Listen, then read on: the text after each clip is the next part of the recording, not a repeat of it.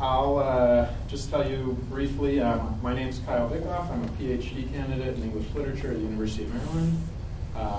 And these are my colleagues. We're also all PhD students at the University of Maryland. I'll let them introduce themselves. And I'll be reading my paper, Extruding Logic, here today. So let me start by telling you a few things about our object. The 3D printer we chose, it's made by a company called Monoprice and goes by the unmemorable name, the 13860 Maker Select 3D Printer version 2. Monoprice is an American company that resells electronics and rebrands electronic products under its own proprietary label. Our printer may announce itself with this generic title, but it is actually a fork of the Prusa i3 printer, an open source design that emerged from the RepRap project, a University of Bath funded initiative with an open design and making use of a free software license. Why have we chosen to work with Monoprice's proprietary version of this printer design? What sorts of components is our device composed of? What logics are embedded in our printer? And how do these components and the design choices influence our understandings of ourselves as printers and as actors in the larger 3D printing economies? These are a few of the questions I hope to speak to here today. So Monoprice is just one company among a vast array of businesses producing generic consumer electronics. Our printer's clear origins from the Prusa project speak to the knowledges embedded in the machine. The Prusa project emphasized the value of designing a printer that could reproduce a significant portion of its own parts. Those components include the build plate, component housing, structural supports for the printer, and nearly any other component that need not be of flexible rubber or of a cast metal origin. Thus, such a printer could reproduce components for other printers on site in perpetuity, the kind of work that embodies a certain hobbyist or DIY ethic in mode of production. So, if the knowledge origins of the supply chain for our printer start with the ideas begun at the RepRap and Prusa stages, the material origins can be traced to a private sector company, Wanhao, which produces its components cheaply in the city of Jinhua, China. I was able to find some images and see the very facilities and space in which our printer was built. And here are a couple of maps for context in both the urban and global settings. So after production, the Wanhao printer is then sold directly to the American company Monoprice, with new firmware relabeled and rebranded for Monoprice under Monoprice's IIIP brand label. There are a few markings on the machine itself to indicate that it's rebranded and produced by another company. But one notable exception of a residual Wanhao trace was when a member of our group printed some of the sample models. This model, named the Wanhao bot, shown by the image from our instructional manual, was meant to be a robot, but instead turned out to be an elephant, and a glow-in-the-dark one at that. So at this point, we begin to understand our Monoprice printer in a broader context. It is part of a much larger industry and economy that only begins at the University of Bath's RepRap project. The economy I described both privatizes the public knowledge from RepRap and converts the open source software into proprietary software. And when I say proprietary, I mean the privately owned and restricted software that is difficult or impossible to modify, and where the source code is not made accessible to consumers. Our machine itself, while materially a 3D printer, also serves as a device that redirects the state-provided funds for a project like RepRap and diverts these resources in the end to furthering wealth aggregation in the private sector. The printer itself is engaged in both material production and wealth redistribution and requisition. Indeed, the printer is by no means an exception, but typically the rule in the industry. Our printer's production history, if nothing else, forces us to address the roots of its material, labor, and knowledge-based origins. So when we consider the origin of our approximately $300 printer against MakerBot's top-of-the-line Replicator Plus's selling price of $2,500, we start to see the labor our printer depends on. The low-cost physical labor of production in Jinhua, China, the open source software designed with the support of public university funding, and the hidden costs of transportation, importation, and of course, the final cut for Amazon before it reaches us, the consumers. I'd like to look a bit more closely at the material components of these printers as well. In particular, I'm interested in some of the intentionality that's embedded into these technologies. The logics that are part of our 3D printer are by no means new. They are reincarnated from their previous forms. Frederick Kittler tells us that, quote, a medium is a medium is a medium. To transfer messages from one medium to another always involves reshaping them to conform to new standards and materials. Kittler here attempts to describe how media transposes its form as it is incarnated in different technologies. Specifically, Kittler is describing what J. David Bolter and Richard Gruson later termed remediation.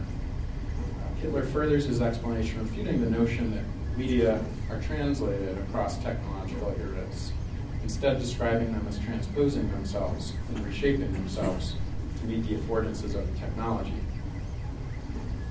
Our printer, in many ways, embodies these notions of transposition and remediation. I'd like to look at the hardware of our machine. For example, visually, our machine's build is far more revealing of its internal components and construction than, for example, this best-selling MakerBot. From the outside, you can see that the X, Y, and Z axes reveal themselves during normal operation. Our extruder is positioned clearly and in a way where its components are easy to work on, disassemble, repair, and reassemble. The raw material, our PLA spool, is prominently housed in a functional location top and center, literally, not concealed in an enclosed rear compartment. But what most interests me about our machine is its internal components. While we were interested in making things with our printer, I think that we were just as interested in, if not more interested in, tinkering and unmaking the thing. We opened up our sealed black box unit, and about 25 screws later, we saw our circuit boards. One board is devoted to power distribution, and the other devoted to computation.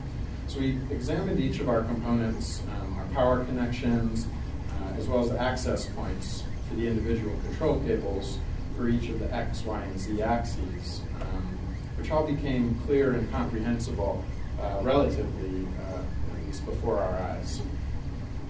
You'll also see that the logic controller for the printer, our board was inscribed with a link to the website. And this website links off not only to a RepRap link, but also to resources like a GitHub repository. While our machine may have its intellectual flaws through its proprietary branding and custom firmware, one of its greatest strengths is its ability to be modified. And these schematics reveal that openness. While our machine's origins are partially concealed and commodify some of the open source ideas on which it was built, it still retains some of this open layout. The instructional manual makes no mention of these external resources, but built into the logic board itself is the original logic of our machine's design, the support for open source software and for community modification. Moreover, while not advertised as a feature of the printer, the components may still themselves reveal their design and can be further studied by engaging with the tools provided by the community and its resources, which opens the door to far more elaborate tinkering and modification of the system. So while the Prusa 3D printer variant and fork may be the most prevalent in common 3D printer designs, perhaps the single best-known printer brand is the MakerBot company. MakerBot itself was founded in 2009, but in just 2 years, in 2011, a major venture capital group in Boulder, Colorado, Foundry Group, invested $10 million into the company. In another 2 years, by 2013, a publicly traded company, Stratasys, acquired MakerBot for about $400 million, integrating it into its larger corporation, one worth over $2 billion. So I mean to show, 3D printing is indeed big money and not just a hobbyist realm. At the same time, we can trace MakerBot's design alongside private investment. At MakerBot's advent, before its private equity infusion, it built open machines like the Cupcake CNC and Thing-O-Matic, which revealed their internal components. But after the 2011 cash infusion, The next machine was the replicator, which literally became a black box. The machine's software remained open, but the machine's design began to conceal its internal components. Around the time of MakerBot's acquisition by Stratasys, the MakerBot Replicator 2 and later MakerBot Plus turned towards entirely proprietary components.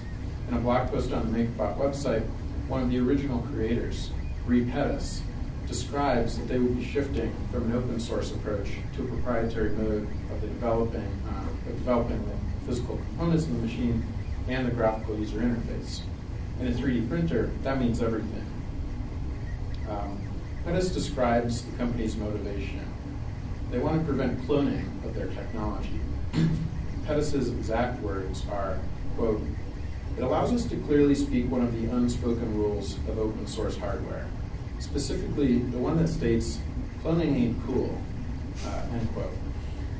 So, in following one of the unspoken open source rules, the company decided to no longer remain open source and to use entirely proprietary physical components and software.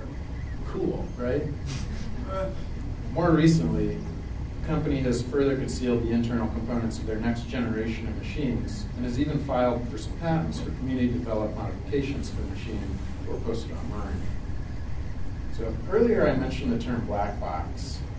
It's a term in media theory used early on by Norbert Wiener in his seminal text, Cybernetics. It's also used in very current understandings of media. For example, in Greg Siegel's Forensic Media or Frank Pascal's Black Box Society. The black box is quite literally an apparatus into which information is entered and out of which information is received. But in the space of the black box, Norbert Wiener tells us, quote, "We do not have any information of the structure by which the operation is performed," unquote. Wiener is saying that we cannot understand the message when it's concealed within such a space. The same sorts of operations occur across our media infrastructures. When we cede control and agency over the algorithms of the black box itself, our knowledge and agency is therefore reduced. While Wiener discussed this concept from a more technical standpoint in computing, Pascal, among others, applies it to financial institutions, search engine companies, and surveillance record usage. In our 3D printing machine, we see the same embedded logic, that of the black box. By physically sealing the machine, by encouraging proprietary and costly plastic filament, by using specialty spool sizes, by locking down their software, complicating home repair, and encouraging the purchase of costly MakerBot branded warranty and repair plans, MakerBot and similar companies can charge more for their machine and components while at the same time restricting users' agency over their machines. 3D printing, in this light, starts to resemble one of its predecessors and now peers, the inkjet printer market, which sells relatively affordable printers but extremely costly inkjet cartridges. The machines are often completely irreparable, and the companies retain more agency over users' machines than the users themselves have. To conclude, our 3D printer has its flaws. It is certainly part of a larger economy of globalized production, commodification of publicly funded knowledge, and neoliberal redistribution of public funds. But our model's design still remains partially open, even if it does not explicitly declare itself as such, and perhaps tries to hide this ancestry. While platforms like MakerBot continue to lock down additional facets of their machines, ours remains technically open. Still, our machine remains a part of an industry that seems to not only reinforce, but perhaps accelerate the neoliberal shift. Despite all of this, hobbyists and tinkers have created online communities and developed and documented a huge variety of modifications. These communities have sprung up around the Wanhao i3, which is our printer's true identity, as well as some around the monoprice Maker Select variant. These communities, as well as some of the non-material concerns, are subjects my peers will now take the chance to speak to in far greater depth. Thank you.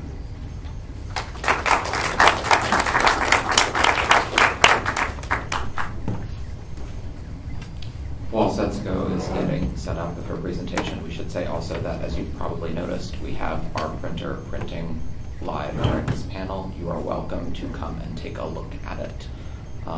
Just don't touch, it gets really hot. Yeah.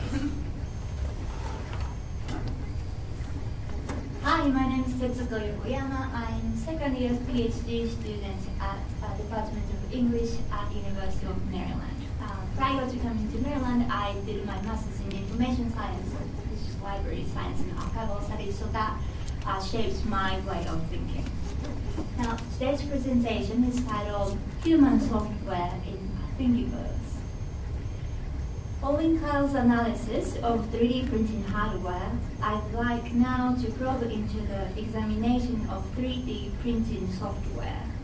I'm interested in the software programs because they work in tandem with the physical printer and they profoundly shape the surrounding maker communities. Software programs are also where community and commercial interests converge and every so often collapse.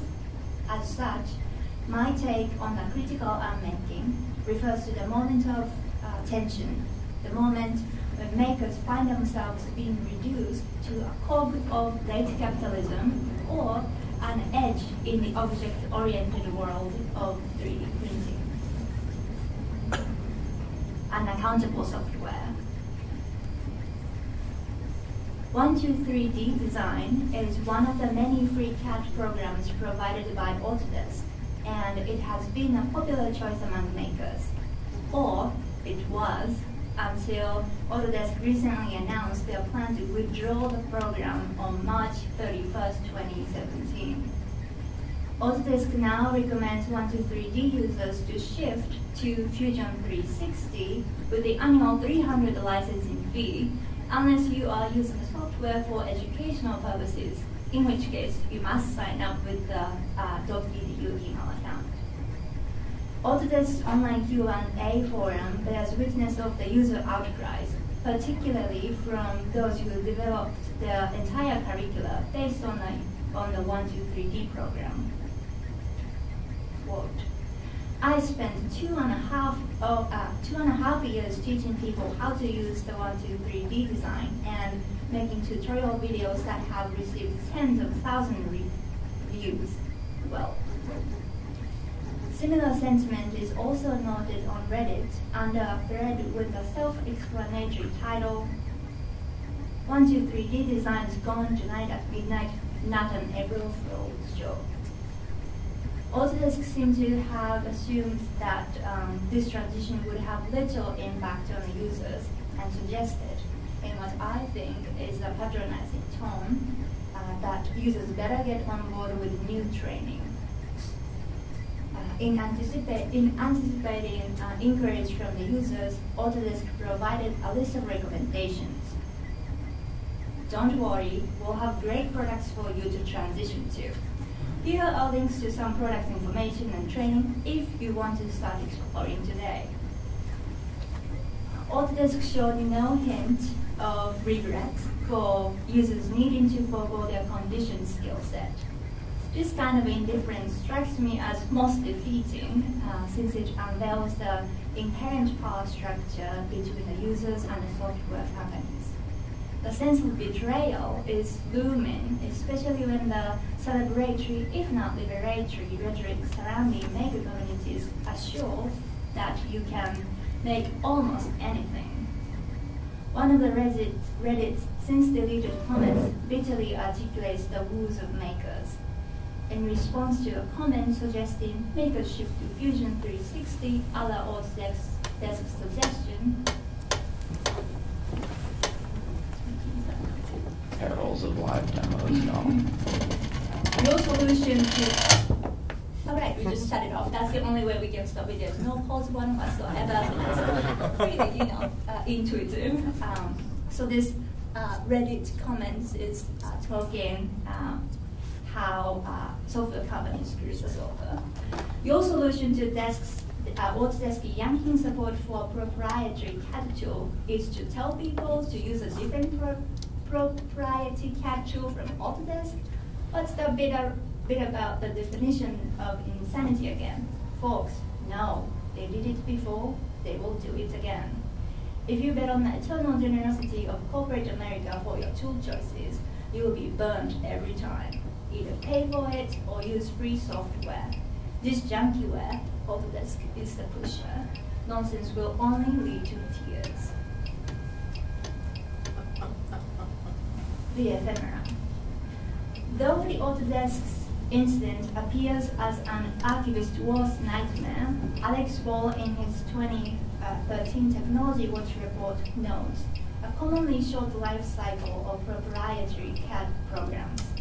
According to Wall, a typical CAD program would be updated every 6 months, and the entire system usually gets withdrawn after every 10 years. Sounds like Reddit is right. It will happen again. Given that most of the models created by 123D design can be opened with other compatible programs, the ephemerality that I am concerned about here is not necessarily that of the software program per se. Rather, I am worried that the community of makers who are connected through their shared expertise of the program might eventually be dissolved. Taking up on the Autodesk incident as a wake-up call, I wonder how to keep at least the record of social networks intact so that we would have something to remember by this distinct community that we now come to recognize as makers. Accountable CAD software. My proposal is simple. Let's make CAD software program accountable. Not in terms of expecting it to have an eternal lifespan, but in terms of having it ensure the documentation of makers' creative process. At the moment, Autodesk seems to care little about how makers interact with each other. Can the interface of CAD program tackle this issue so that we can keep the record of maker movement for future prosperity, as well as encouraging collaboration along the way? In thinking about a possible CAD program design, I follow Richard Reinhardt and John Ippolito's suggestion in their recollection Art, New Media, and Social Memory. They say, when hoping to preserve certain cultural phenomena and artifacts, archivists and other cultural institutions ought to listen to the community's needs rather than imposing the institutional standards upon them. As such, I would like to take what appears to be some of the best practices among the makers' existing programs and platforms in thinking what an accountable CAD program may look like. Thingiverse. First of all, Thingiverse, managed by MakerBot, stands out as one of the most popular platforms to share 3D models. In addition to their popularity, it adopts a fine documentation protocol. When uploading a model, Thingiverse prompts you to fill in the basic descriptions about the model. Licensing terms is among the many required fields, and Thingiverse makes you choose from a range of open licensing. For example, this model for MacBook Pro cable saver, which is what we're printing or trying to print at the moment, is created by Tonio Schneider in Berlin and shared on the Thingiverse under the CC by 3.0 license. That means as long as we give credit, we are free to use it, remix it, and even make profits out of it. What is great about Thingiverse's interface is how it showcases the social network surrounding the object. For Tonio, we can see there are at least 3 other makers besides ourselves who have printed this model. Tonio's design is a part of 96 collections other makers curate on the Thingiverse, and the model is downloaded 723 times to date. Naturally, Thingiverse offers API, and a scholar such as Spiros Papadimitriou has worked on a project to visualize how makers remix the model. When Papadimitriou's Thingiverse remix graph, with his Thingiverse remix graph, we can see how objects like the head of Stephen Colbert, an octopus, rocket models, and rabbit get linked through fantastic mashup projects.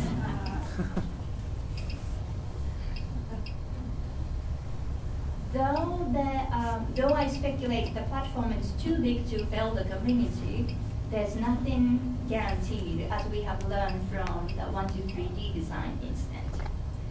if we were to circumvent any reliance on the for-profit entities, that might as well be a great opportunity to ameliorate some of the design issues of a platform like Thingiverse.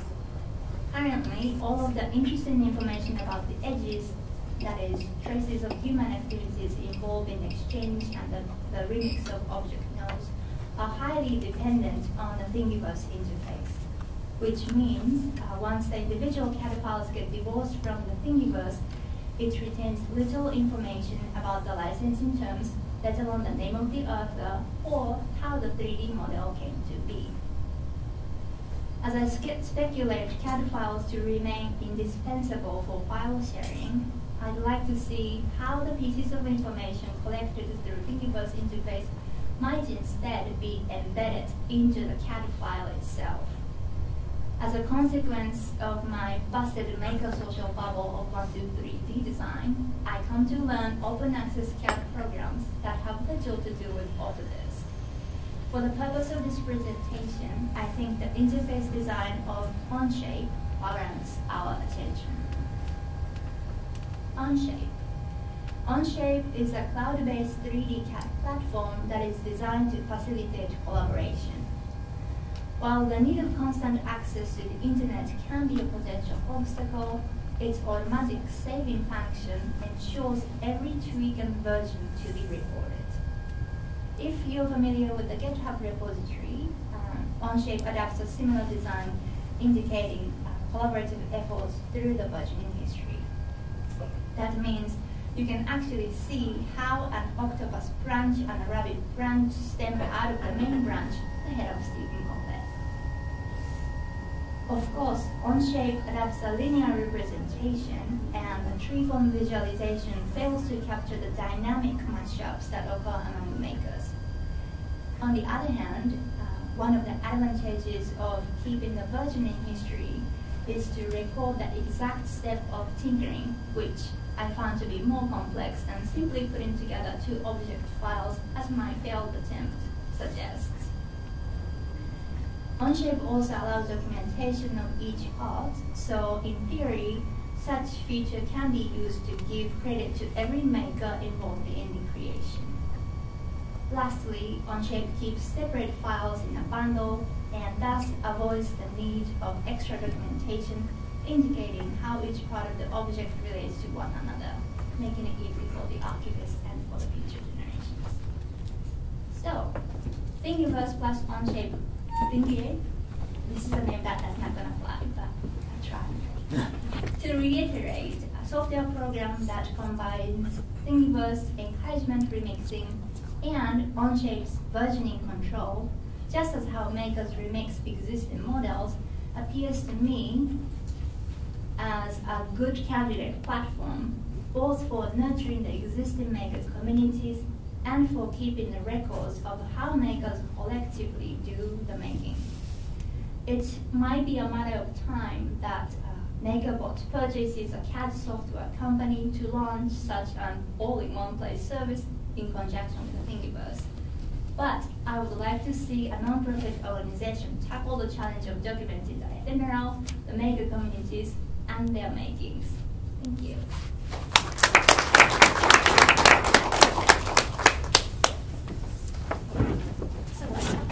While Andy's getting set up, I'll explain a little bit of what the hell's going on over there in the corner.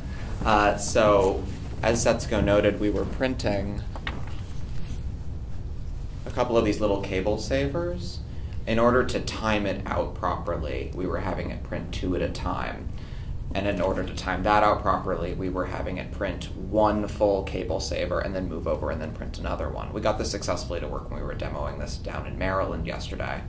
But for some reason, I think because of how finicky this device can be because of its relative cheapness, it decided to start running one into the other. So as it was beginning to, it successfully made one, went over to make the second one, lowered the nozzle, and jammed into the first one.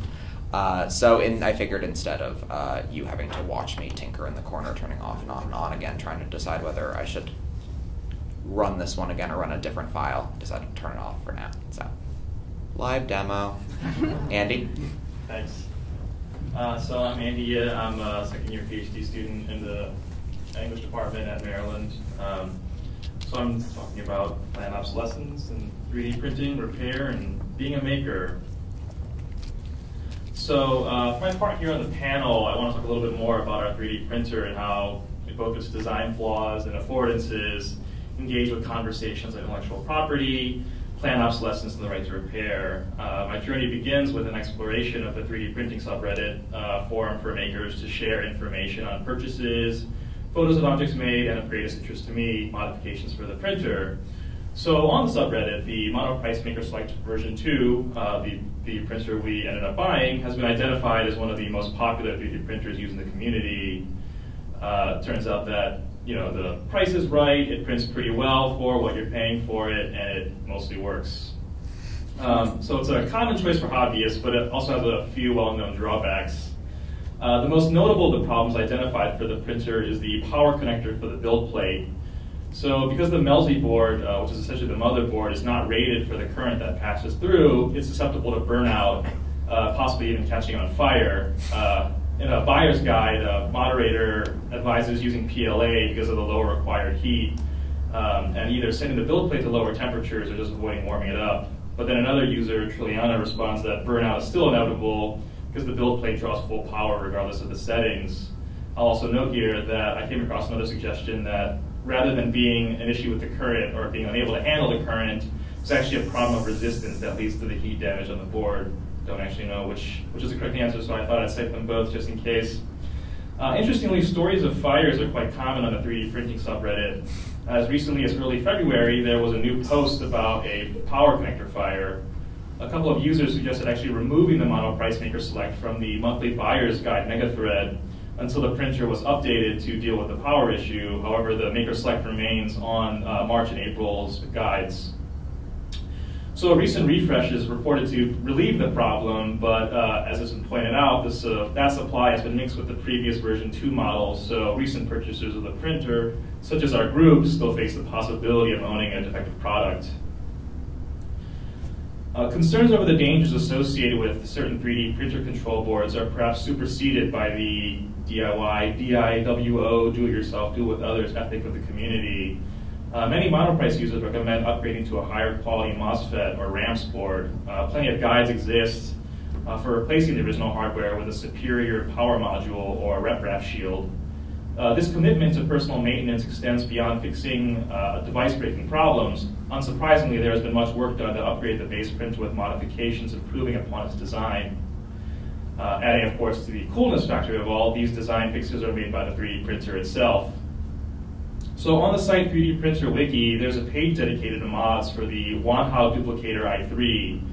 As Kyle noted in his presentation, the Monoprice Maker Select derives from the Prusa i3, and it's actually a rebrand of the Wanhao Duplicator, which itself is based on the Prusa. So these mods are applicable to our printer.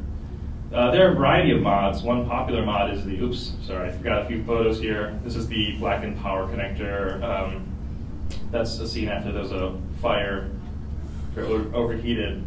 So one popular mod is the Z-brace, which adds rigidity to the extruder. Though the linear motion system that controls the extruder is generally credited with providing accuracy in 3D printing, the rigidity of the printer frame can aid in the precision. So pull up a GIF here from the blogger Total Fritz. He took this clip from a YouTube video titled Honest Review, The Printer Bot Simple Metal Kit by Thomas Sandlatterer. So in the GIF, we see segments from the review video comparing two printer bot brand printers, one with a wooden frame and the other with a metal frame. As Total Fritz explains, the force of a motor on the printer will create movement on the extruder, even if the movement is quite subtle. On the Z-Brace Thingiverse page, designer Azza points to maker Z. Sony Brasco's comparison shot of hands made with and without the braces.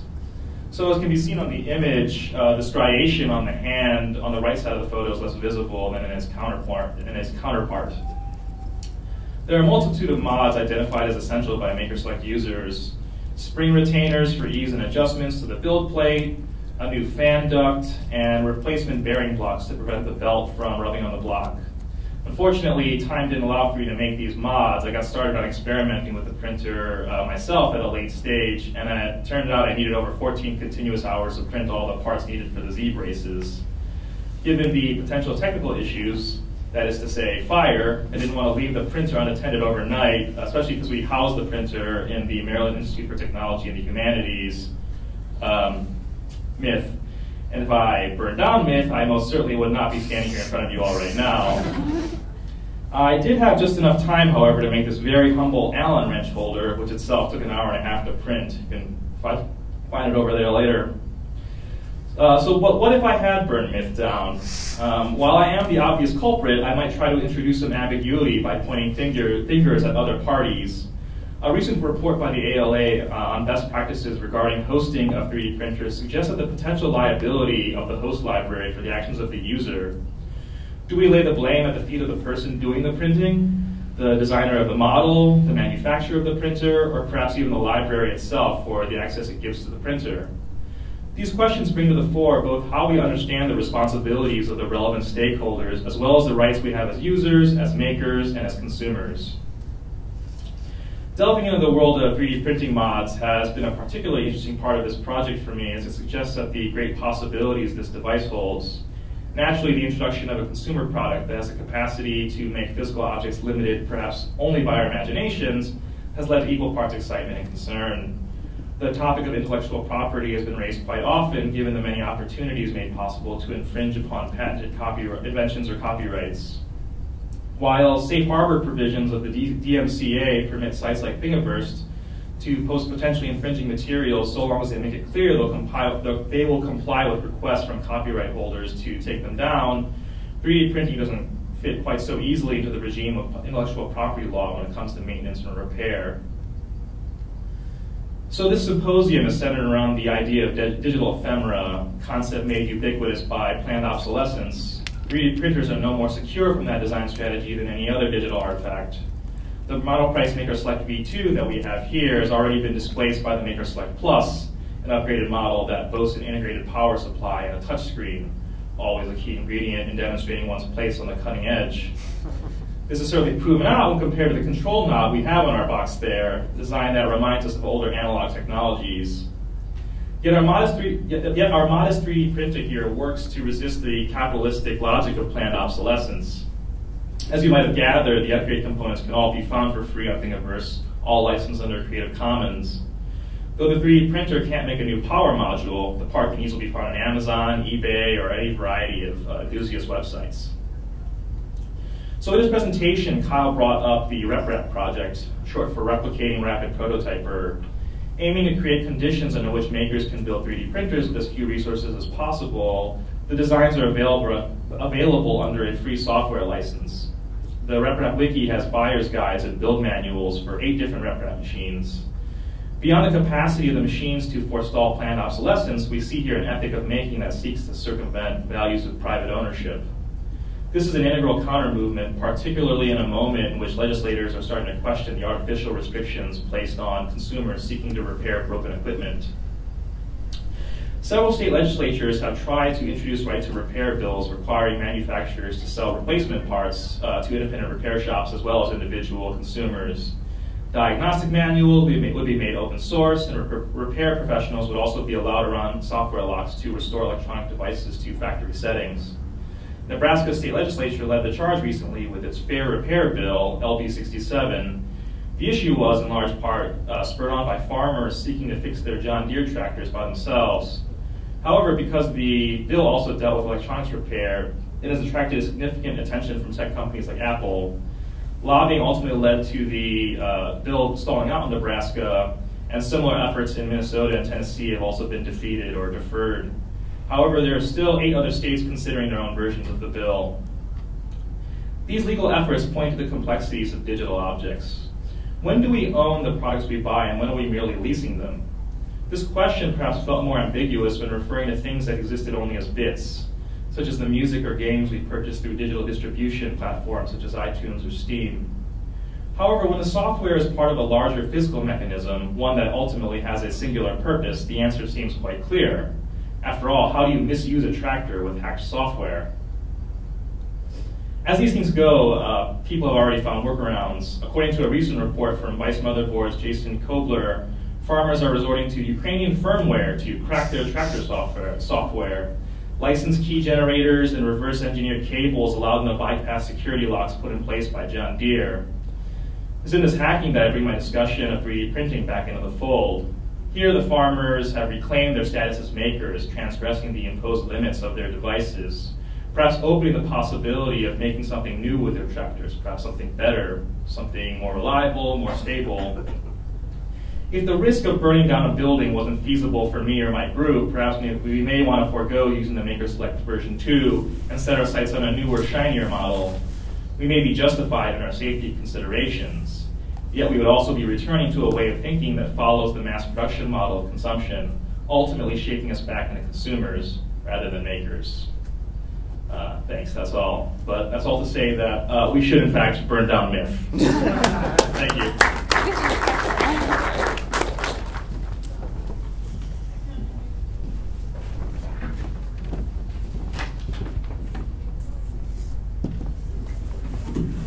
I'm going to take us in a hard left direction now. Hi, I'm Jeffrey Morrow. You can guess what department and school I'm coming from.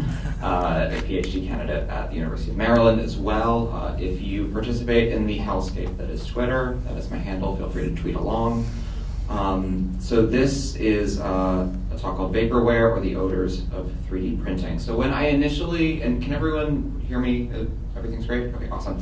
When I initially proposed this paper, way back in like October, a different world and a different time, I initially said that I would talk about relationships between digital and physical objects, CAD files and figures. Those are the 2 sentences that I said. As you could guess, this is not that talk. It's not that talk because over the course of my encounter with this alien machine, and this was really the first time I'd ever spent like a significant amount of time in the same room as a 3D printer before, I got sidetracked. I got obsessed with how it smelled. Obsessed not with anything that I could make with it, but rather the experience of sitting in the room with it, of breathing in its outgas, of inhabiting time with a small robot, watching it blunder and bleed out fumes. And I admit freely that this particular talk emerged out of what I consider to be a supreme act of betrayal of the robot towards me. In the days leading up to my first encounter with this machine, before it had arrived at Myth, before Kyle and the rest of us had put it together, I read up on what folks on the internet who had printed with this particular filament before had to say about sitting alongside it. And one particular observation, repeated over and over so as to become a kind of internet forum folk history, caught my fascination. That the particular kind of plastic filament that we had indeed ordered, when fed into the machine, heated and extruded, emitted the distinct smell of baking cake. Cake! I would love to smell cake and also print out small toys. But when the time came for me to sit with the machine and print out my first object, a Kodama, recognizable to anyone who's seen the movie Princess Mononoke, I experienced that aforementioned act of betrayal. I could smell nothing at all. But I thank the machine for betraying me, however, because it led me down a rabbit hole of asking why I smelled or didn't smell cake, what produced that odor, how odors more generally shape our relations with this small, strange robot, and what affective terrain we might map out of consideration of the sense of smell. How is smell part of the technological circuits of these machines? What does smell teach us about material specificities, circuits of manufacturing, or even how we constitute our own bodies in relationship to these robots? So this is a self-consciously brief and impressionistic talk. I'm more interested in stench than argument, although I guess maybe the point might be that those are the same thing on a certain level. As such, I'll let my observations drift in and out, suddenly assert themselves, and then fade away. But the expectations of this sort of format being what they are, I want to provide some preliminary guiding thoughts that I will test out over the next 8 or so minutes. So thought 1, that we might ground the sensations emerging from the 3D printer within specific cultural geographies, temporalities, and biologies, even as the materiality of plastic itself in the chemical process of polymerization submerges these specificities. Thought 2, that these specificities are more often than not mapping circuits of manufacturing as the 3D printer brings back into the tech-forward Western home or the well-funded para-academic makerspace terrains of manufacturing previously dislocated to the developing world. And thought 3, that this relocation brings with it not just the site of manufacturing, but its externalities as well: vapors, toxins, sensations. Indeed, these externalities themselves might shape our relations with the machine more so than its intended purpose. So one final inhale before I dive down into these 3 thoughts. I have still yet to smell any cake, even when I was working on it over there between folks' talk. I was sort of leaning and being like, is this the time I get my cake? But I have noticed as I come and go in whatever room the printer is working in that the air feels different somehow, thicker perhaps, or more present. It might just be me getting kind of accidentally high on fumes, honestly.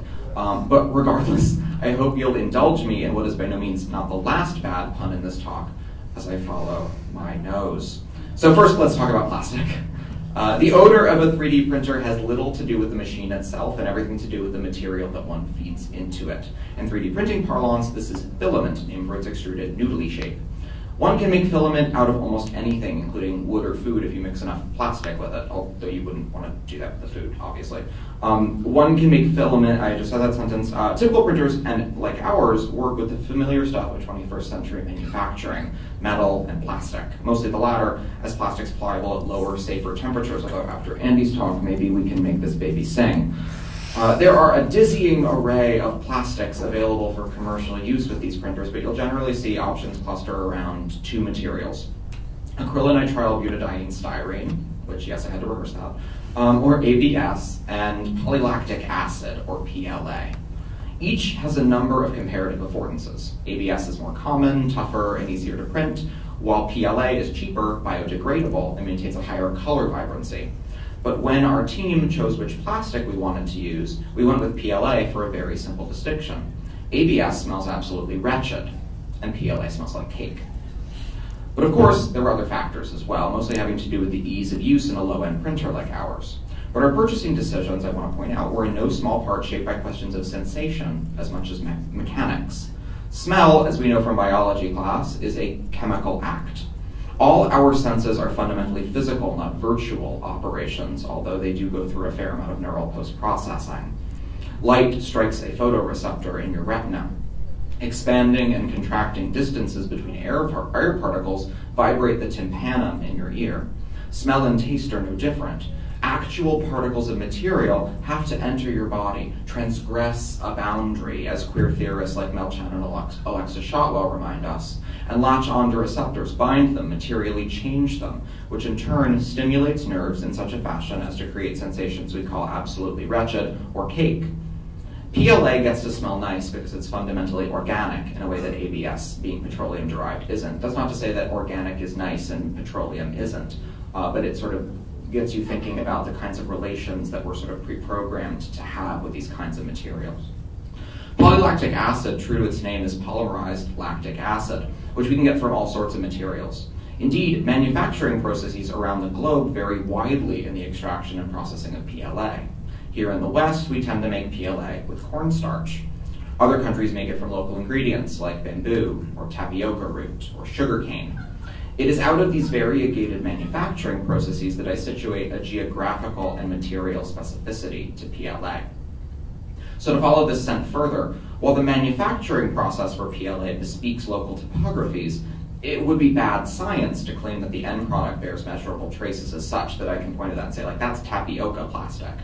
Iterable and replicable processes of refinement, distillation, and polymerization transform organic material into linked chains of molecules that, in their standardization, maintain shape and resist certain forms of degradation. It resists heat and it resists mechanical extrusion in such a fashion as to be actually easily shaped. While PLA might be a plastic with an articulable national or regional identity, this identity nevertheless gets subsumed in a rhetoric of standardization, the standardization of global manufacturing, the disciplination of chemistry as a field, or of the CAD and Collada protocols that map shapefiles that guide how a robot forms and reforms polymerized tapioca root. So I want to move now to manufacturing. I'm going to cite this conference's favorite media theorist, although not the zombie media essay. In his 2015 book, A Geology of Media, UC Parica spends a chapter writing about dust Dust, he argues, is a useful substrate through which to consider computational media, precisely because it is the thing that is cast off from it or that collects around it. Dust is a substance that denies itself as such, that constitutes traces of the subsumed, dislocated labor that activates our technological cognitive economy. Dust entangles itself, quote, in the soft organic tissue of the Chinese worker, by which he asks us to confront the operations of breath and the ways that through such an entanglement, the lungs themselves become terrain upon which late techno-capitalism asserts itself. While I am admittedly uncomfortable with some of the racializing formulations of Parika's argument, the general ease with which these kinds of conversations slip into invoking composite figures like the Chinese Foxconn worker or the Congolese coltan miner, it is precisely this dyadic movement between the West and the developing world that the 3D printer, to my mind, stages. So we've recently, I don't know if you've heard, had an election here in America. It was about many things, some real and some fiction, but one activating issue, as we all know, was the presence or absence of the manufacturing industry here in the United States, and the imaginary of a good factory job now having been outsourced to the developing world. While I think we need to ask for whom were such jobs available and how did such jobs really fit into circuits of capital and exploitation, it's an undeniable fact that in the wake of late 20th century globalization, or possibly just colonialization, the sites of production and consumption for common plastic and digital objects have been dislocated from each other. Where we build and where we use are now two different hemispheres. The 3D printer seems to short-circuit this arrangement, relocating the site of manufacturing in miniature. It brings plastic production back to America, moving it into the home or the community space. Within our conversation about smell, I would argue that not only does the printer bring in the product of manufacturing, it brings in the process. Not only can we produce the same plastics that factories might, albeit on a significantly smaller economy of scale, but we can produce the same smells, sights, and sensations. And even in the little testing we've undertaken to the health effects of such devices outgassing, we can even simulate hazardous working conditions. So these two thoughts, that plastics have regional histories subsumed in the standardization of polymerization, which are in turn reactivated as sensation in the moment of production, and that the 3D printer as an object stages a return of sorts at the site of manufacturing, bringing it in miniature to the home itself, ask us to read the 3D printer, as my colleagues have suggested, as embedded within sociocultural systems of exchange and political operations of production and consumption. So I'd like to close now with my third and final thought, through which I want to return more explicitly to the operations of smell as sensation. Vapor, like dust, enters our bodies with breath. To return to Parika's formulation, the coal-stained lung, or even less perniciously, the smell of cake wafting through myth, evince categories of labor otherwise submerged in the production of media and the shaping of its materiality. Our hands and minds are not just at work, but now our lungs are at work as well. Such an argument, taken alongside the thoughts I've sketched for you today, might ask us to rearticulate the roles that these external materialities, dust, vapor, soot, play in how we understand technical objects. What if we read this machine not as a robot that extrudes plastic in a controlled fashion, but rather as one that produces vapors, odors, and sensations, that has a weird presence all its own that we must reckon with? And indeed, we do reckon with it. We reshape garages to ensure adequate ventilation. We install hoods and tubes to pipe vapors away from our children and coworkers. We choose some materials over others to mitigate against certain kinds, although never the volume, of vapor. Smell helps us activate new ecologies of materiality within these machines, which are, to paraphrase Matthew Kirschenbaum, otherwise only incidentally revealed to the human perceptual field through rehearsed procedure. As limited and mercurial a sense as it can be for us humans, I propose that smell, nevertheless, is a rich terrain for mediatic and affective analysis. So I still haven't gotten my cake smell. I browsed the internet to see if anyone else has run into this weird problem, and I think the answer might be relatively intuitive, and of course, given Andy's presentation, something our printer should be able to do quite easily. I just need to turn up the heat. Thank you.